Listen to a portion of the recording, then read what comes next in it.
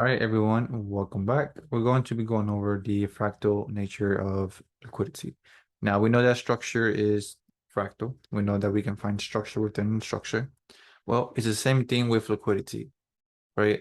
There is liquidity within liquidity, the liquidity on the seconds, the liquidity in the 1 minute, liquidity on the daily, on the monthly. Liquidity is fractal, the same way that structure is fractal, okay? So let's say we have some equal lows here. Okay, make that better. Equals.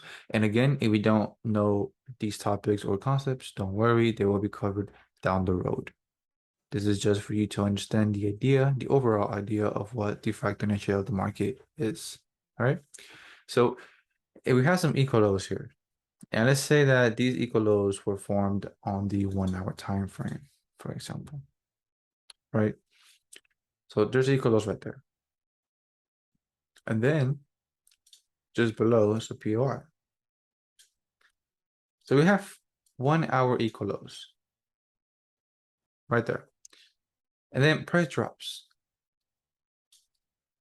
Okay. And then let's say it came into a POI that you thought that price was going to go up from, right? So price goes up. But then it retraces. And then it fails to go higher. And then it drops into that, let's say, the last POI, and then it goes. Now, what happens a lot is when price comes to, let's say, a POI, and price reacts from here. Let me change color, right? And you see these small moves, right?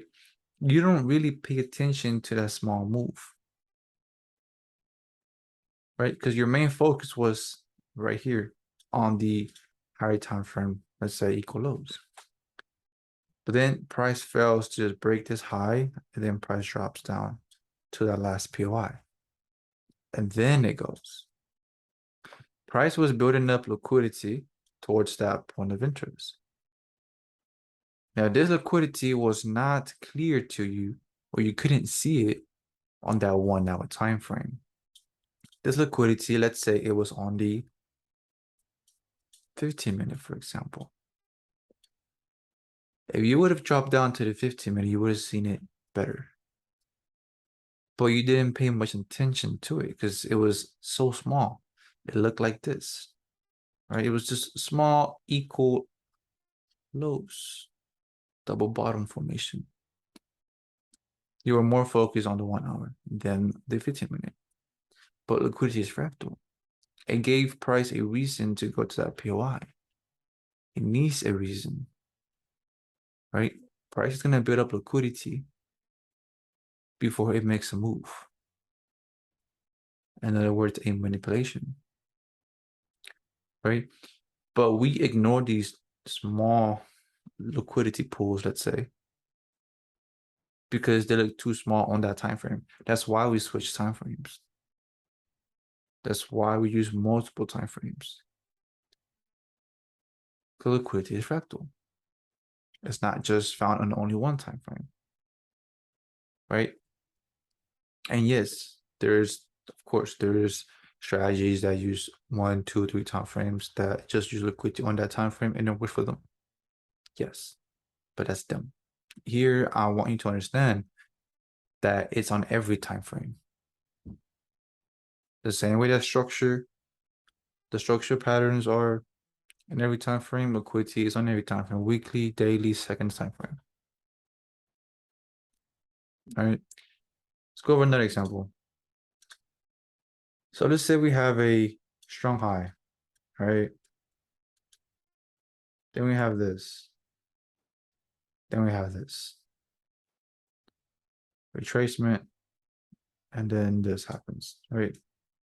Let's say you're expecting price to come into this PI right here. And let's say that right there is your liquidity pool, for example, right? There's liquidity there on that high, let's say. So you're waiting for price to take that out, go into that POI, and then drop lower, right?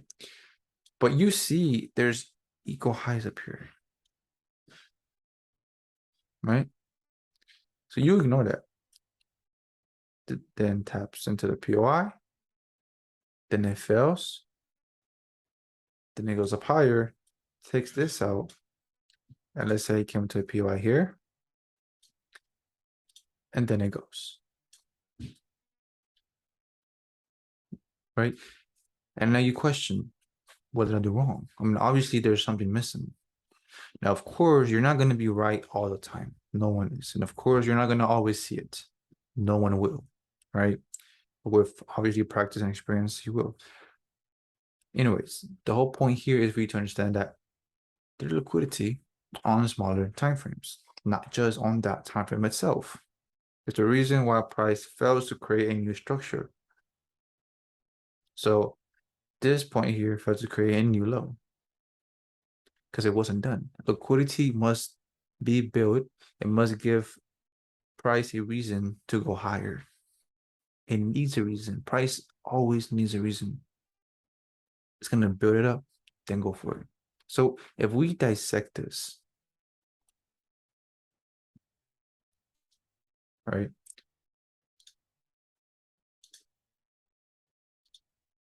Change colors here. Let's say price takes out this high. Okay. If we look into liquidity, okay, trend line, sure. Then let's say it fails, right? It fails to take out that low.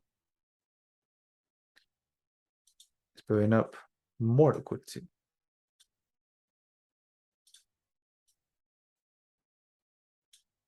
Given the reason.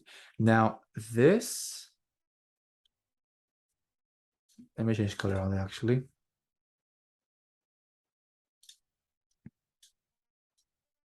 This right here can be two wicks.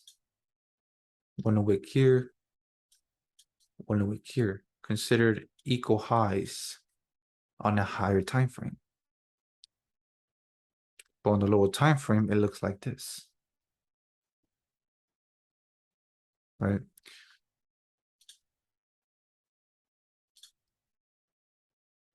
So liquidity is fractal, right? That's why we switch time frames. We don't just stick with one or two. We need to switch back and forth. Now, of course, again, we're not going to always be right, and we're not going to always see it. Now, there is rules in place and whatnot, but that's something that you're going to learn down the road. You're only understanding and learning the overall idea of what fractal is. But no, liquidity is fractal. No, that structure is fractal. And it happens on every single time frame. Right? There's always a reason why price does what it does. Right? If price did this and it didn't do that, there's something missing.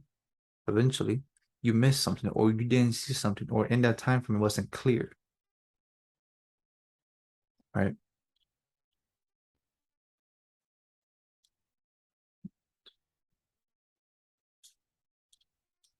All right. So that's it for now. On to the next one.